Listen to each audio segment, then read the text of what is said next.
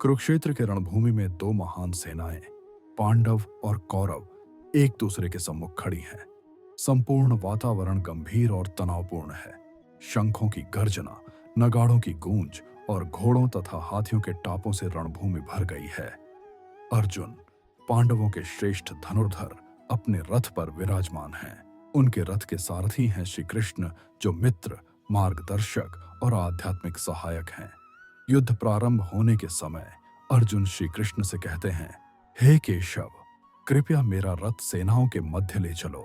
मैं देखना चाहता हूं कि युद्ध के लिए कौन कौन उपस्थित है। श्री कृष्ण शांति और सावधानी से रथ को आगे बढ़ाते हैं। रथ युद्ध भूमि के मध्य में पहुंचता है, जहां अर्जुन के पितामह भीष्म और गुरु द्रोण खड़े हैं। श्री कृष्ण कहते हैं, हे पार्थ, देखो कुरुजन यहां संगठित हैं। अर्जुन चारों ओर दृष्टि डालते हैं। उन्हें पिता, दादाजी, गुरुजन, चाचा, भाई, पुत्र, पोते, मित्र और प्रियजन दिखाई देते हैं। ये वही लोग हैं जिन्हें अर्जुन ने जीवन भर सम्मान और स्नेह दिया। जब अर्जुन देखते हैं कि ये लोग युद्ध के लिए तैयार हैं, तो उनके हृदय में अत्यधिक करुणा और वेदना उत्पन्न होती है। अर्जुन कहते हैं, हे कृष्ण, अपने ही जनों को युद्धभूमि में खड़ा देखकर मेरे शरीर के अंग कांप रहे हैं। मेरा मुख शुष्क हो गया है और मेरा धनुष हाथ से फिसल रहा है। उनका मन भ्रमित हो जाता है।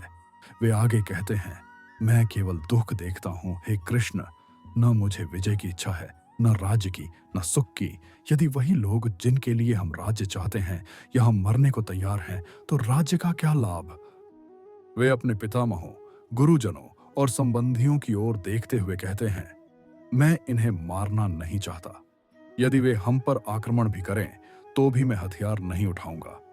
मैं निहत्था मारा जाना ही श्रेष्ठ समझता हूं। अर्जुन आगे विचार करते हैं, जब कुल नष्ट होंगे, प्राचीन धर्म और परंपराएं लुप्त हो जाएंगी, अधर्म बढ़ेगा, परिवार और समाज भ्रष्ट होंगे, संपूर्ण सामाजिक व्यवस्था संकट में पड़ जाएगी।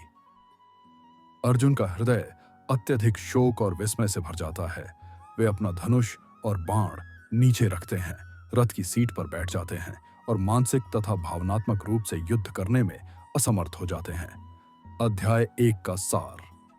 अर्जुन का हृदय शोक और संदेह से भरा है।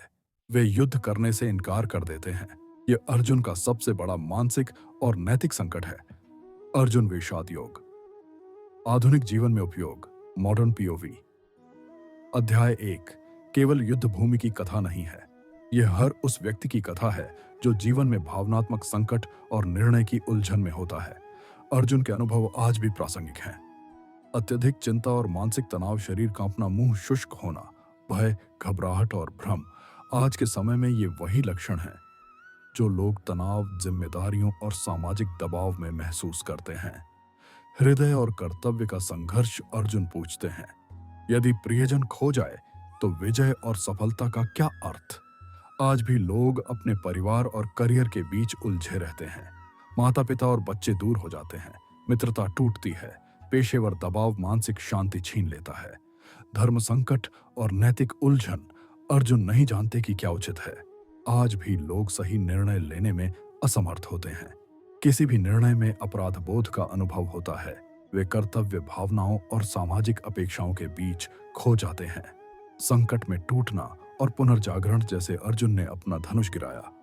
आज भी लोग थकान और मानसिक दबाव के कारण अपने सपनों और लक्ष्यों से हार मान लेते हैं। गीता हमें सिखाती है, जब आप सबसे कमजोर महसूस करते हैं, वही समय आपके वास्तविक जागरण का आरंभ होता है। अर्जुन का सबसे कठिन क्षण ज्ञान और आत्म साक्षात्कार का द्वार बनता है।